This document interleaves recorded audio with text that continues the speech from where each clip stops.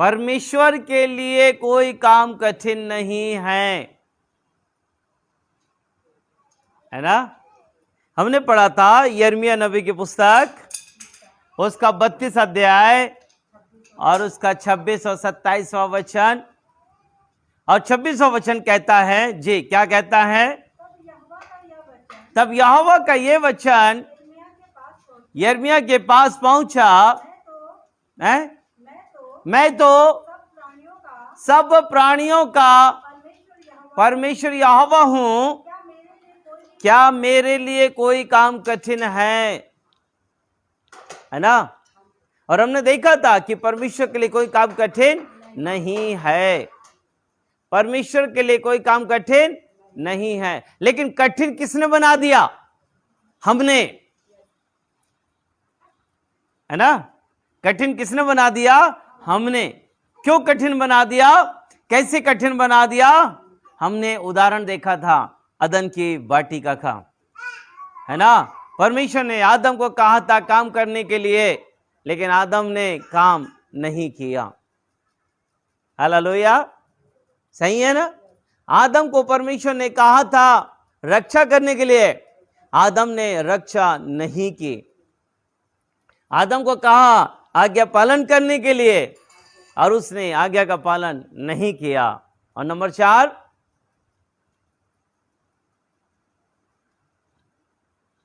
आदम को कहा था अधिकार रखना, लेकिन उसने अधिकार नहीं रखा।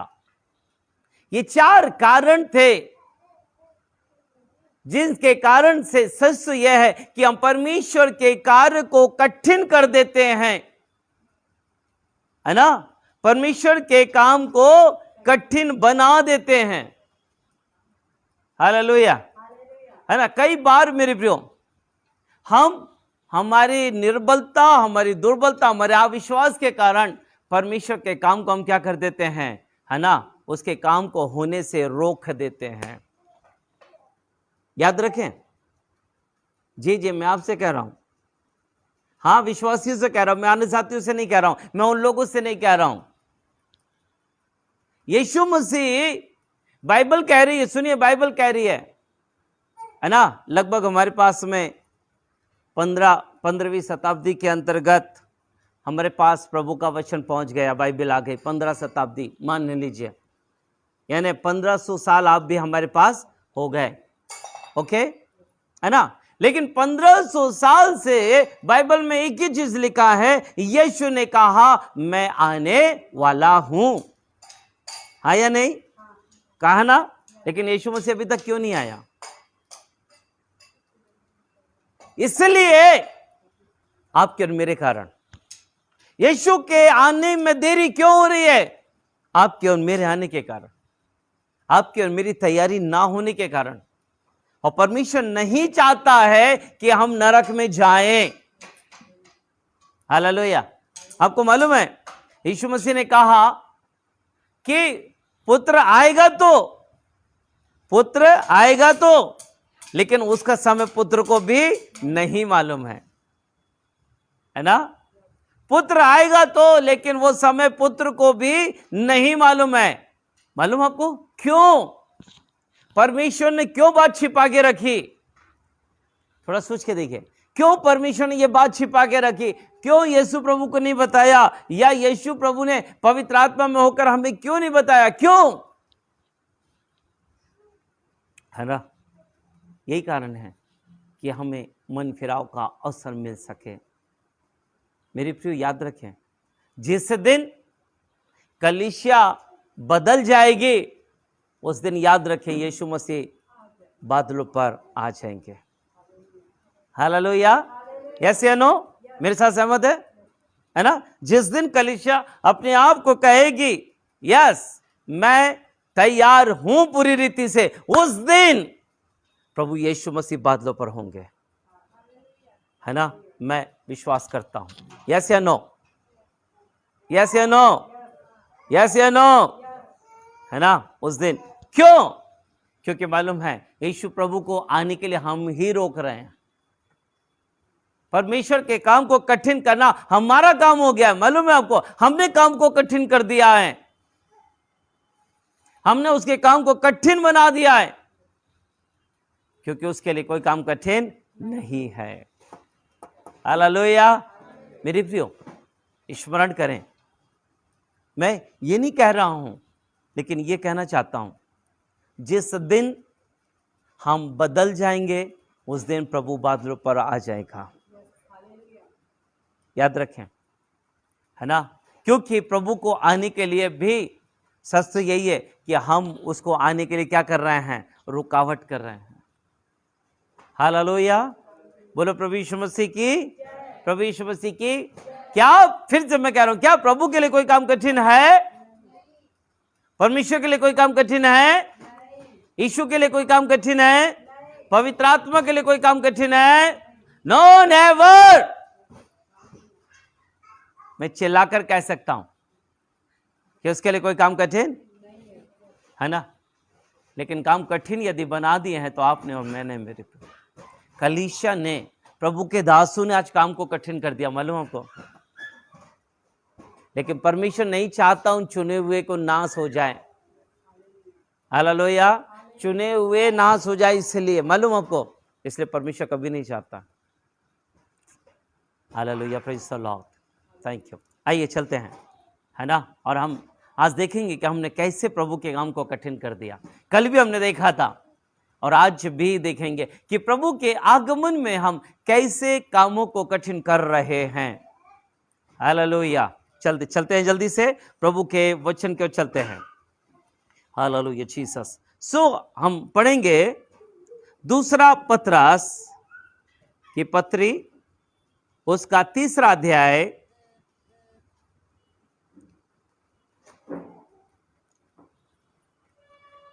दूसरा पतरस 3 अध्याय। हालेलुया। शाकारालाबा निबे ने किसे केंद्रलियास निखंदारालाबा ना बो शांदोरेलेबे ना बशी खरालाबा जी। दूसरा पतरस 3 अध्याय, नए नियम में कि पुराने नियम में है? ओके, 3 अध्याय और उसके 9वें वचन से हम पढ़ते हैं। बहुत सुंदर तरीके से यहां बहुत सारे विवरण लिखे हुए हैं, है ना। लेकिन चलिए पढ़ेंगे, 9 वचन से हम पढ़ना चालू करेंगे। कोई ऊंची आवाज में पढ़े।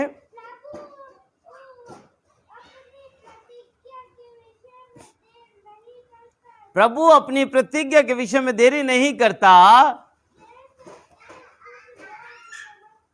जैसे देरी कुछ लोग समझते हैं,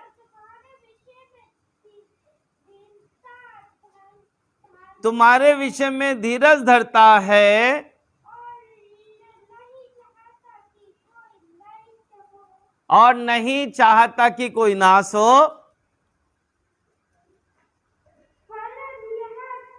वरन ये कि सबको मन फिराव का अवसर मिले। और आगे 10वां वचन भी, परंतु प्रभु का दिन चोर की नाई आ जाएगा, उस दिन आकाश बड़ी अड़हड़ाहट के शब्द से जाता रहेगा और तत्व ही पिघल कर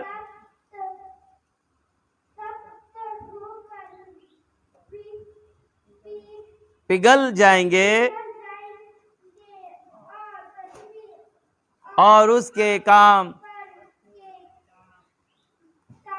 जल जाएंगे। Thank you, thank you.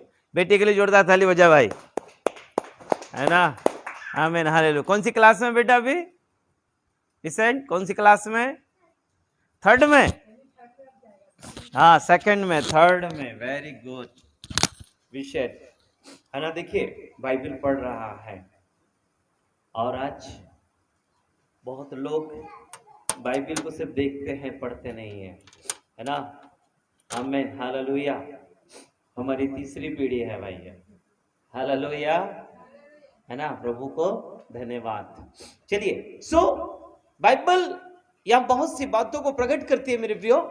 और यहाँ आगे जब यदि हम पढ़ते हैं तो लिखा है 11वें वचन से, तो जबकि ये सब वस्तुएं इस रीति से पिघलने वाली है, तो तुम्हें पवित्र चाल चलन और भक्ति में कैसा मनुष्य होना चाहिए, है ना। सुनिएगा, तुम्हें पवित्र चाल चलन और भक्ति में कैसा मनुष्य होना चाहिए। ओके, आगे पढ़ते हैं। और परमेश्वर के उस दिन की बाट किस रीति से जोना चाहिए और उसके जल्द आने के लिए कैसा यत्न करना चाहिए, जिसके कारण आकाश आग से पिघल जाएंगे और आकाश के गण बहुत ही तृप्त होकर गल जाएंगे। आमेन, हालेलुया। जबकि बाइबल यहां पर एक बात को कह रही है कि प्रभु यीशु मसीह आने वाले हैं, और जब प्रभु यीशु मसीह आएंगे तो यहां लिखा हुआ है 10वें वचन में, परंतु प्रभु का दिन चोर की नाई आ जाएगा और उस दिन आकाश बड़ी हड़हड़ाहट के शब्द से जाता रहेगा। देखिए, दो बातें, है ना, फिर हम आगे बढ़ेंगे। एक बात बताइए, चोर की नाई आ जाएगा, इसका मतलब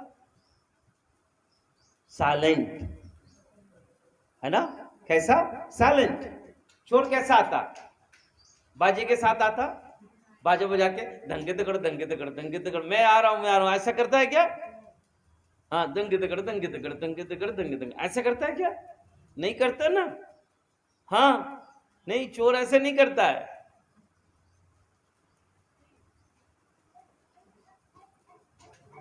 चोर ऐसा नहीं करता है ना।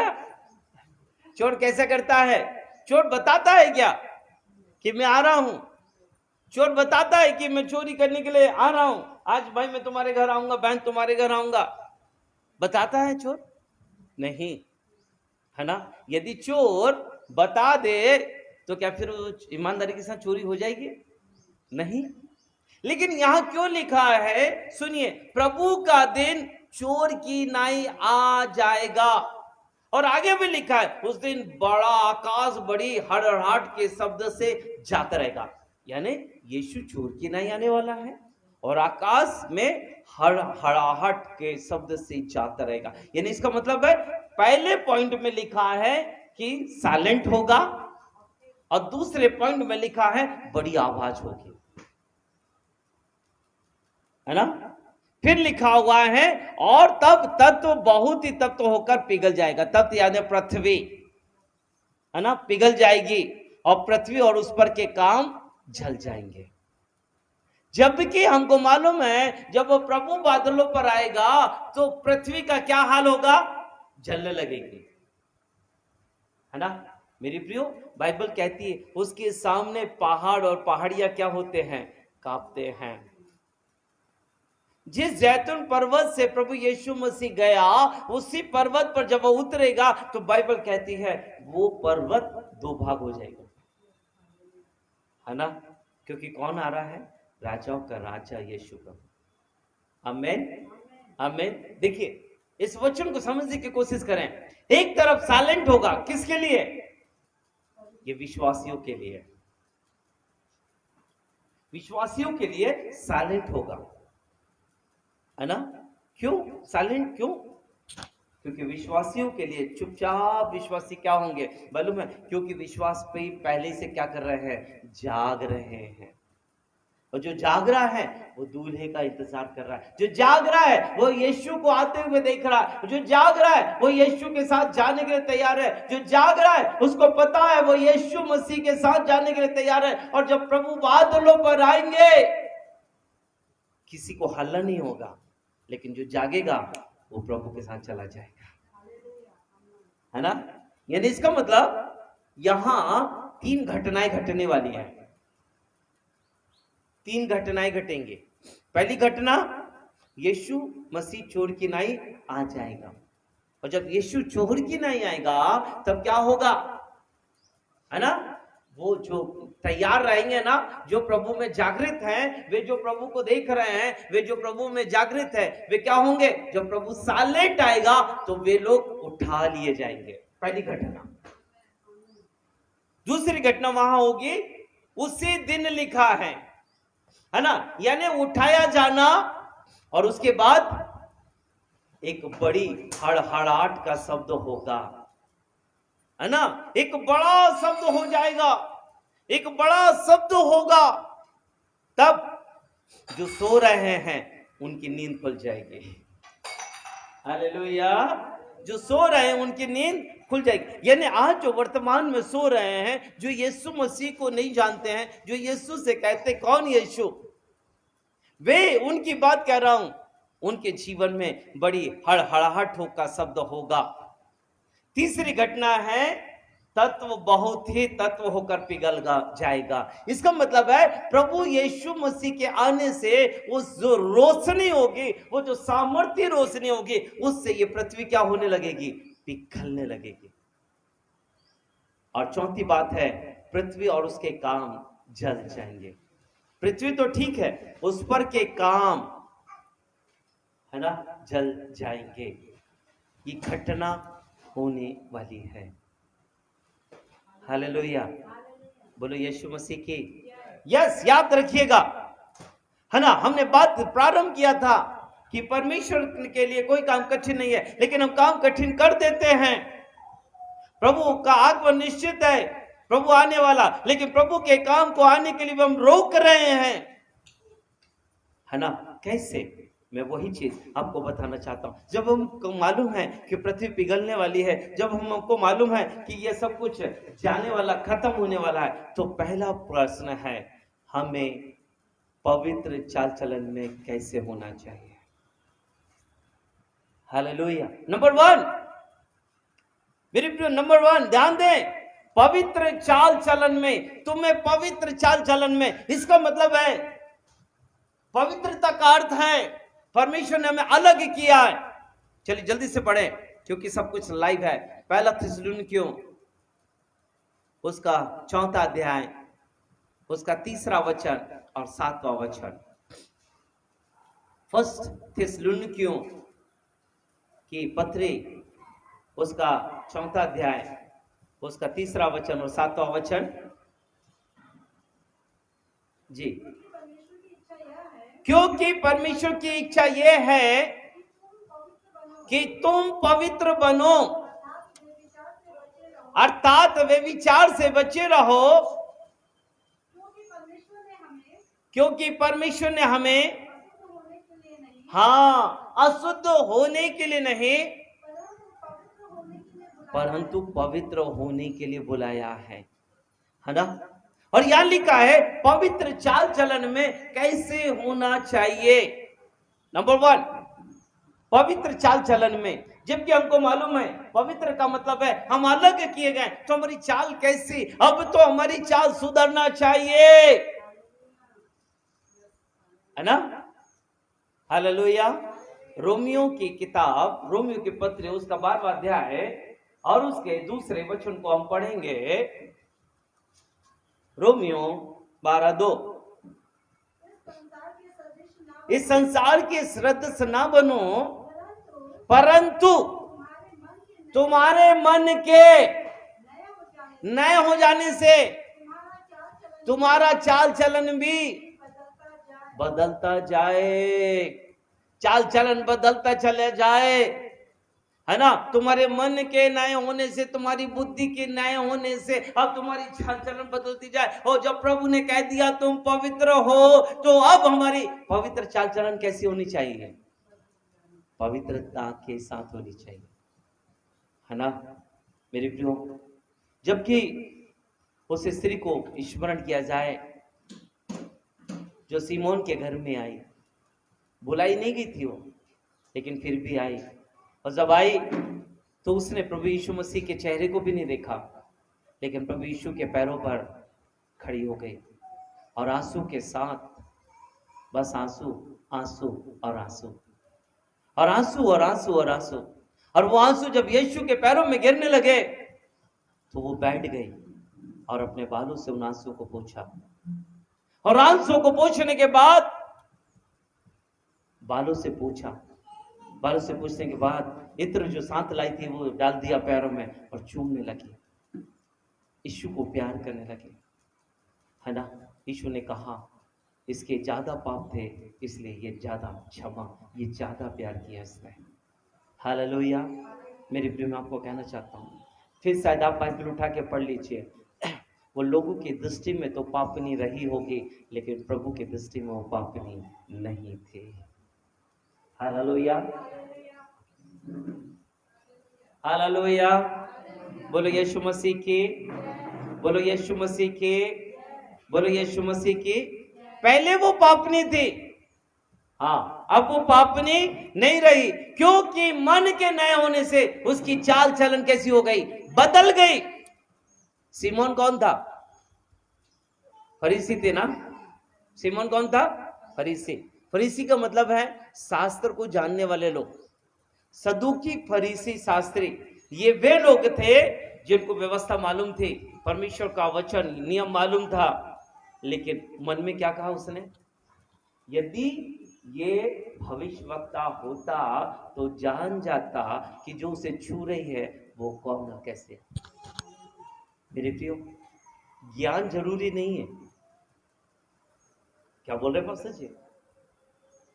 ज्ञान जरूरी नहीं है ना जी। सिमोन के पास तो ज्ञान था ना, फिर क्या मतलब? ज्ञान जरूरी नहीं है, सुनिए, लेकिन मालूम है वो जरूरी है जो प्रभु यीशु आपके और मेरी जिंदगी से चाहते हैं। मेरे प्रियो, परमेश्वर ने आपको मुझको पवित्र किया। जब मन के नए हो जाने से हमारी चाल चलन बदल जाए, हाँ, पवित्र चाल चलन में आज हम कैसे हैं, जबकि हमको मालूम है हमारा प्रभु आने वाला है। आज हम भी जलेबी की तरह है ना। हमारी चाल आज भी कैसी है? जलेबी की तरह, है ना। याद रखिए मेरे प्रियो, हमारी चाल चलन में कैसा, यहां लिखा तुम्हें पवित्र चाल चलन में कैसा होना चाहिए। हमारे पास समय नहीं है एक एक बातों को डिटेल देखें, लेकिन आपसे कहना चाहता हूं इस पवित्र चाल चलन में बदलाव का होना जरूरी है। क्या सोचिए थोड़ा सा, क्या हम ही यीशु को आने के लिए रोक नहीं रहे हैं, है ना? क्यों? अरे हम तो चुने हुए हैं, हम तो मन फिराए हुए हैं, हमने तो बैप्टिज्म ले लिया है, हमने तो सब कुछ कर लिया, लेकिन आज भी वो पवित्रता में चाल चलन कैसी है हमारी, वही पुरानी वाली है ना, वही पुरानी वाली है। यदि सब कुछ आज भी पुराना है तो फिर हमारी चाल चलन कहां बदली मेरे प्रिय? सो पवित्रता में हमारी चाल चलन कैसी हो जाए, नंबर 1। नंबर 2, यहां लिखा है भक्ति में कैसे मनुष्य होना चाहिए। हालेलुया। भक्ति में कैसे होना चाहिए? चलिए एक आध उदाहरण आप बताएं तो अच्छा लगेगा मुझे। भक्ति में कैसे होना चाहिए? पीछे होना चाहिए, आगे होना चाहिए? लेकिन आज पीछे हो रहे हैं लोग, है ना। आज भक्ति में लोग पीछे होते चले जा रहे हैं। आज भक्ति में लोग आगे नहीं पीछे हो रहे हैं, है ना। आज लोग भक्ति में आगे नहीं पीछे चले जा रहे हैं, जबकि भक्ति में कैसे होना चाहिए? बढ़कर होना चाहिए, है ना। चलिए यूहन्ना रचित सुसमाचार उसका 4 अध्याय और उसके 23 और 24 वचन को पढ़ेंगे। यूहन्ना रचित सुसमाचार उसका 4 अध्याय 23 और 24 वचन। परंतु वो समय आता है, हाँ जी, क्या बोले फिर से? अब भी है ना कि वो आता है? अब भी है ना? पक्का अभी भी है ना? हाँ तो बोलो, अब भी है कि नहीं? ओके, हाँ अभी है। और हाँ, कौन से भक्त भैया? हालेलुया। कौन से भक्त? फिर से बोलो, कौन से भक्त? सच्चे भक्त आत्मा और सच्चाई से भजन आत्मा और सच्चाई से करें, क्योंकि परमेश्वर ऐसे ही लोगों को ढूंढता है। हालेलुया। तो भक्ति में कैसे होना चाहिए? भक्ति में आत्मा और सच्चाई से भक्ति होनी चाहिए, है ना? आमीन। लेकिन आज हमारी भक्ति कैसी है? मत्ती रचित सुसमाचार उसका 6वां अध्याय 1 वचन। यस, आज हमारी भक्ति कैसी है? अजी, सावधान रहो, तुम मनुष्य को दिखाने के लिए अपने धर्म के काम ना करो। लेकिन आज हमारे धर्म के काम दिखावे के होते हैं। किसी को कम्बल बांटना है तो फोटो जरूर खींचना, किसी को खाना खिलाना है तो जरूर फोटो खींचना, किसी को कुछ देना है तो जरूर फोटो खींचना। बाबा कहाँ, विदेश जाना है क्या? विदेश पहुंचाना है ना? यदि जल संस्कार ले रहा तो फोटो खींचना। नो, नेवर, इनकी जरूरत नहीं है। मेरे प्रियो, भक्ति में कैसे होना चाहिए? भक्ति में तो यहां लिखा है आत्मा और सच्चाई से भक्ति में होना चाहिए, है ना? लेकिन आज भक्त कैसा हो गया? सिर्फ सावधान, दिखावे के लिए हो गया। ओके, इसी के साथ याकूब 1 अध्याय और उसका 29वां वचन। याकूब 1:29 थोड़ा देखें क्या लिखा है?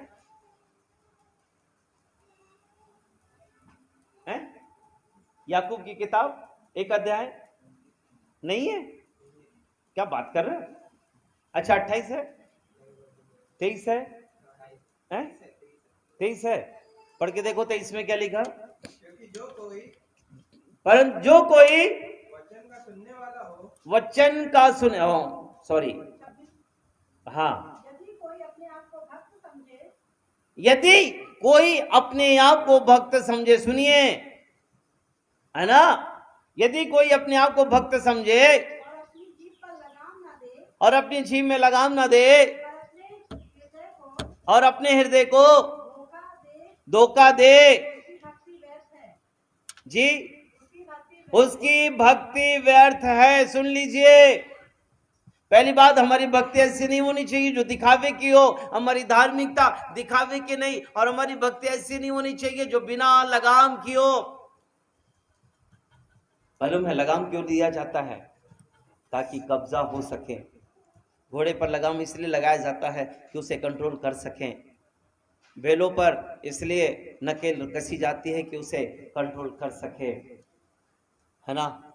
और भक्त पर भी क्या होनी चाहिए? लगाम होनी चाहिए।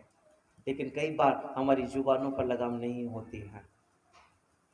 सो भक्ति में कैसे होने चाहिए? भक्ति में आत्मा और सच्चाई से भक्ति में होने चाहिए, है ना? लेकिन कहां? आज तो दिखावा जरूरी है ना? आज तो दिखावा जरूरी है। पास्टर जी, आपको क्या समझता है? आपको कुछ नहीं समझता है। सही बात है भाई, हमें नहीं समझता है। जब हम बात करते हैं, सच में कह रहा हूं मेरे प्रियो, आज हमें रोटी, कपड़ा और मकान की जरूरत नहीं है। आज हमें पैसों की जरूरत नहीं, आज हमें सच्चे प्रभु की जरूरत है।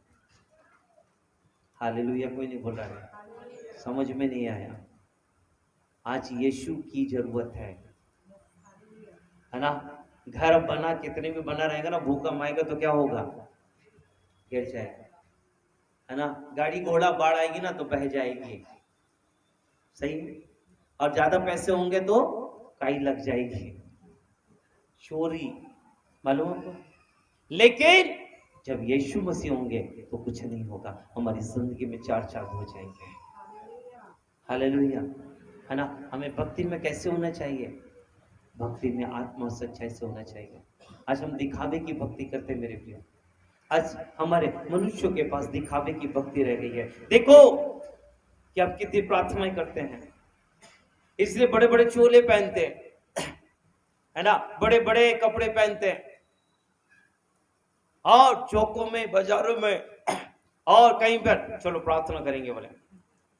मुझसे याद आता, मैं बता रहा हूँ उदाहरण के लिए, किसी से कहना नहीं, मैं आपको बता रहा हूँ, सीक्रेट बात है ना। हमारे एक आदरणीय अंकल बहुत अच्छे हैं। अब हम धोखे से नहीं, हम प्रभु में एक अस्पताल में गए और एक भाई बहुत सीरियस थे, सीरियस। अब उनके परिवार ने बोला कि आप प्रभु की दया हो जाए तो आप प्रार्थना करो। ओके, और हमने गलती से हमारे अंकल को बोला प्रार्थना कर दीजिए, अब वो चालू हो गए। खुदावन धन्यवाद प्रभु, जब ये बच्चा था बहुत अच्छा था प्रभु, मैंने इसको देखा है प्रभु, इसको जब बचपन में था ये बहुत अच्छा था। ओ प्रभु, जब इसकी शादी नहीं हो रही थी तब भी मैंने इसको देखा। ओ प्रभु, जब ये बीमार हुआ तब भी मैंने इसको देखा। हे प्रभु, जब ये वो करता था उसको देखा, उसको देखा, उसको देखा। ऐसे करते करते करते कम से कम आधा घंटा 1 घंटा प्रार्थना हो गई।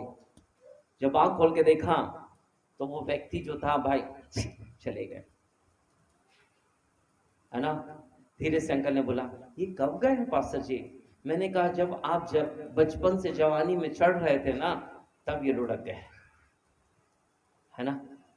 सुनिएगा मेरे प्रियो, कई बार भक्ति का मतलब ये नहीं होता है इतनी लंबी प्रार्थना है ना, सावधान हो जाइए।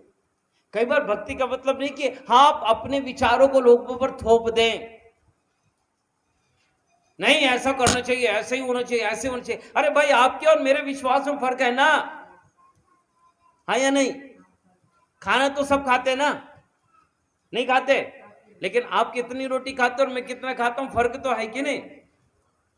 भाई छत्तीसगढ़ वालों बोलो से तो ये रोटी नहीं खाते, चावल ही खाएंगे। फिर मतलब विश्वास में कहीं ना कहीं कम ज्यादा हो सकता है। इसलिए मालूम है, धार्मिकता के कारण से क्या करते, कई बार हम अपनी धार्मिकता को लोगों पर थोपते, नहीं ऐसी करनी चाहिए, ऐसी करनी चाहिए। आप कर लीजिए आत्मा सच्चाई से, सब आप करना सीख जाएंगे, दुनिया के लोग भी करना चालू कर देंगे। आमीन, आमीन। भक्ति में कैसा होना चाहिए?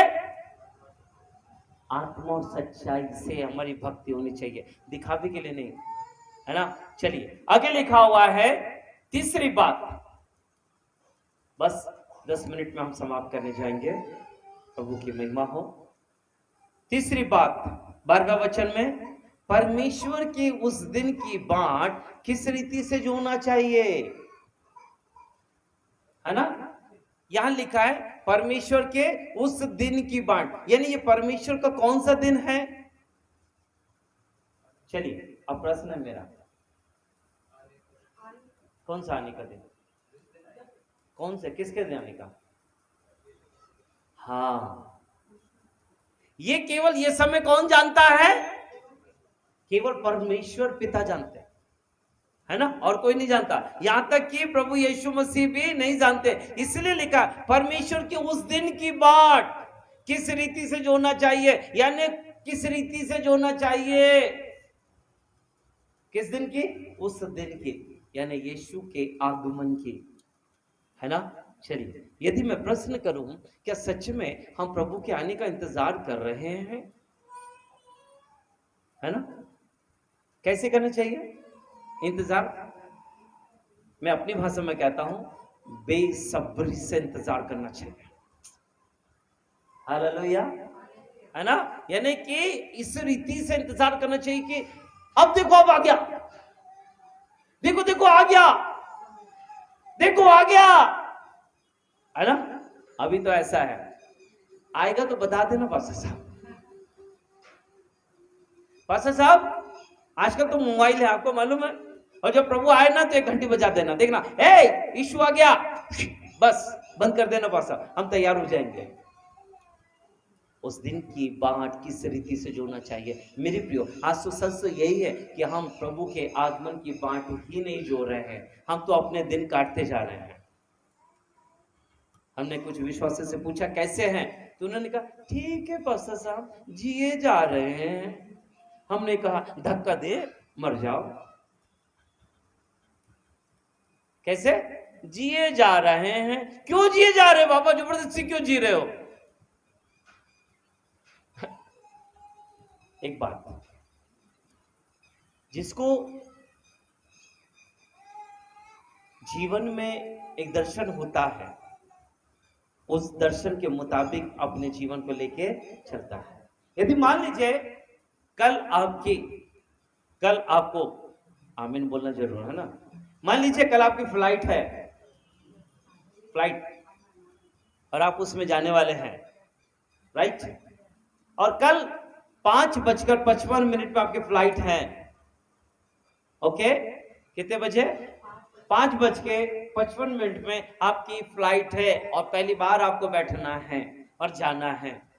कभी आपको अनुभव नहीं है ना, तो कैसे करेंगे? कितने बजे तैयार होना चाहिए है? 2-3 बजे से अच्छा तैयार करना चाहिए। अच्छा, कैसे तैयार करेंगे? फटाफट जल्दी बोलो। पैकिंग वगैरह, ओके। और ओके मेरी प्रियो, पैकिंग की तो बात छोड़ दीजिए, पहले अपने जीवन की पैकिंग कर दीजिए, क्योंकि जब वो फ्लाइट आएगी ना, हालेलुया, जब वो फ्लाइट आएगी ना तो सामान लेकर नहीं जाना है। हालेलुया, इसका मतलब है आपको मानसिकता से तैयारी होनी चाहिए, नंबर 1, है ना। आप मन से तैयार हो जाएं। नंबर 2, आप शरीर से भी क्या हो जाएं? तैयार हो जाएं, अप टू डेट बन जाएं, अप टू डेट, ताकि आप फ्लाइट में बैठकर, है ना। चलिए, तीसरी बात, फ्लाइट आपकी 5:55 में है और आप 6:55 में एयरपोर्ट पहुंच रहे हैं, क्या होगा है? आपको वापस आना पड़ेगा। यानी इसका मतलब है आपको फ्लाइट के लिए क्या करना पड़ेगा?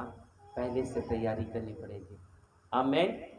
परमेश्वर के उस दिन की बात किस रीति से जोना चाहिए? हमें जागते हुए जोना चाहिए। इसलिए बाइबल कहती है, लूका 21:36, लूका 21:36, यहां लिखा हुआ है, जागते रहो। हाँ, इसलिए जागते रहो। किस लिए? क्योंकि तुम्हारी फ्लाइट आने वाली है। इसलिए जागते रहो क्योंकि यीशु आने वाला है। इसलिए जागते रहो कि परमेश्वर का वो दिन आने वाला है। हाँ, इसलिए और हर समय प्रार्थना करते रहो। क्या करते रहो? हाँ जी, क्या करना? क्या करना? अच्छा, प्रार्थना जागते हुए करते कि सोते हुए? है ना, इसलिए जागने के लिए बोला। हालेलुया। हाँ जी, और कि तुम इन सब आने वाली घटनाओं से क्यों तुम इन आने वाली घटनाओं से बचने और मनुष्य के पुत्र के सामने खड़े रहने के योग्य हो जाओ। आमीन, हालेलुया, है ना। यानी हमें उस दिन की बाट कैसे जोनी चाहिए? जागते हुए, है ना, क्योंकि उस दिन को कोई नहीं जानता है। हालेलुया, उस दिन को कोई नहीं जानता। यदि उस दिन को कोई जानता होता तो सोता रहता। उस समय आएगा तब उठ जाएगा, बोलेगा ओके मैं आ गया। जागते हुए, उस दिन की तैयारी कैसी करनी चाहिए? जागते हुए। और आज लोग जागना पसंद नहीं कर रहे हैं, सोना पसंद कर रहे हैं। जी, चलिए, चौथी और अंतिम बात। 6 बज चुका है, मैं आपका समय नहीं लूंगा, 5 मिनट और, है ना। और यहां लिखा है, और उसके जल्द आने के लिए कैसा यत्न करना चाहिए।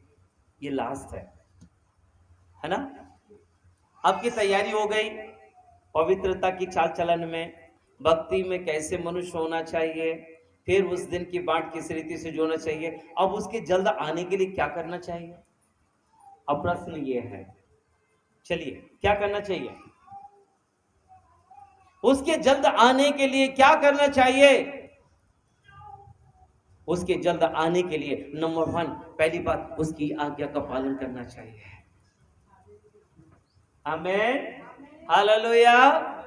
यदि आप और मैं उसकी हर एक आज्ञा का पालन करेंगे, और उसकी आज्ञा में है, इन समय में उसकी आज्ञा है कि उसका सुसमाचार लोगों पर सुनाया जाए, उसका सुसमाचार लोगों तक सुनाया जाए,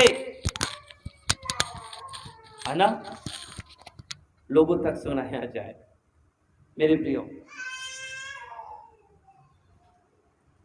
छोड़ दे बेटा, छोड़ दे, छोड़ दे, छोड़ दे, ले लो बेटा, है ना। किस रीति से उसके आने के लिए यत्न करना चाहिए। मेरे प्रियो, उसके आने के लिए यत्न करना चाहिए, यानी हमें तैयारी करनी चाहिए, है ना। हमें पहले से तैयारी करना चाहिए। कैसे? उसकी आज्ञा का पालन करके। मेरी प्रियो, जब आप और मैं आज्ञा का पालन करेंगे ना, तो बहुत खुश हो जाएगा और कहेगा, ये मेरा दास और मेरी दासी, विश्वास योग्य दास दासी है, जो मेरी आज्ञा का पालन करते हैं। परमेश्वर को सब कुछ मालूम है या कुछ भी नहीं मालूम है? क्या सब कुछ? क्या सब कुछ? इस धरती पर जो कुछ हो रहा है वो सब कुछ मालूम है। किसके मन में क्या चल रहा अभी वो सब कुछ मालूम है, इसलिए उससे कुछ छिपा नहीं, है ना। इसलिए जब कि उसके आने का यत्न कैसे करना चाहिए, उसके आने का यत्न कैसे करना चाहिए,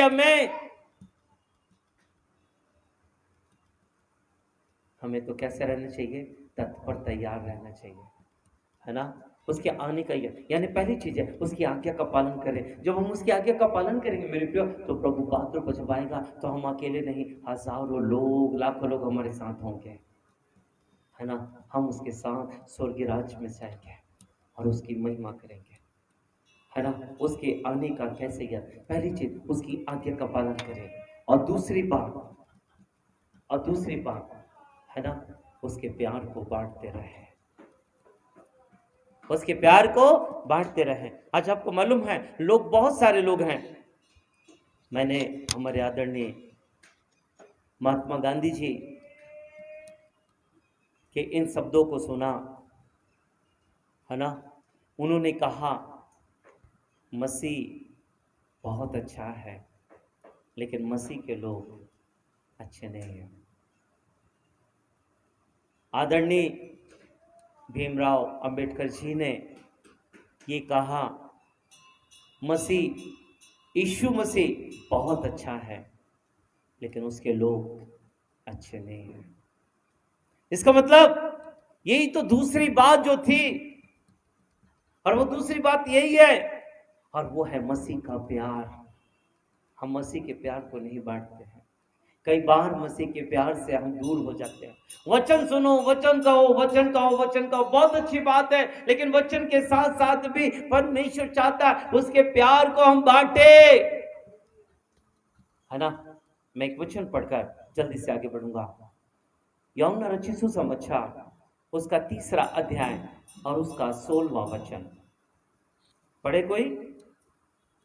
क्योंकि परमेश्वर ने जगत से ऐसा प्रेम रखा। सुनिए, क्योंकि परमेश्वर ने जगत से ऐसा प्रेम रखा, यानी आज भी परमेश्वर जगत से प्यार करता है। परमेश्वर केवल धर्मी से नहीं, परमेश्वर हालेलुया प्रेज द लॉर्ड बोलने वाले से नहीं, लेकिन परमेश्वर हर एक प्राणी से आज भी प्यार करता है। हालेलुया। और आज यदि हम उसके पास आए हैं तो ये हमारा बड़ापन नहीं है, ये उसका प्यार है। आमीन, है ना। ये हमारा बड़ापन नहीं है, ये हमारी क्वालिटी अच्छी थी इसलिए, नो, ये उसका प्यार है, वो प्यार जो उसने जगत से किया। अब जगत में कौन कौन आता है?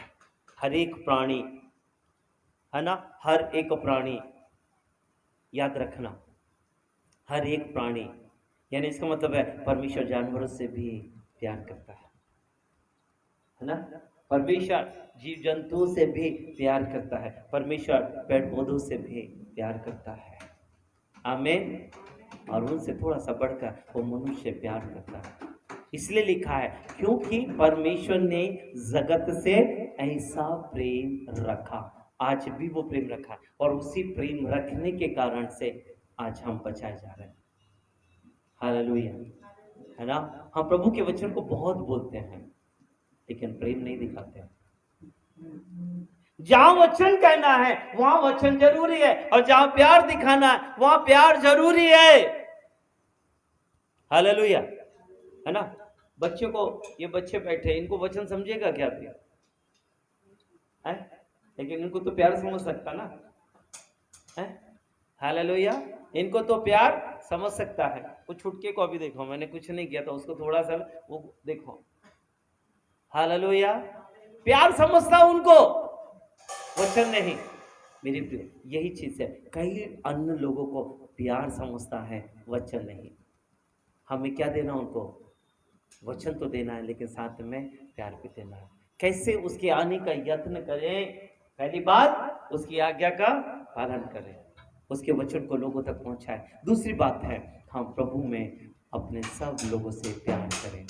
यीशु प्रभु ने कहा, मत्ती रचित सुसमाचार 22 अध्याय उसके 36, 37 और 38 में लिखा हुआ है कि प्रभु यीशु ने कहा, तो अपने सारे मन, सारे प्राण, सारी शक्ति, सारी बुद्धि से अपने परमेश्वर यहोवा से अपने समान प्रेम रखना, है ना। सारी बुद्धि से अपने समान प्रेम रखना। और उसी रीति से लिखा है, तू अपने पड़ोसी से अपने समान, है ना। तो वचन भी है और प्रेम भी है। वचन है और प्रेम भी है। कुछ बातें शायद कुछ लोग वचन नहीं सुनते हैं, तो वे परमेश्वर के प्रेम से प्रभु के पास आ सकते हैं। हमें यत्न करना है, हमें यत्न करना है।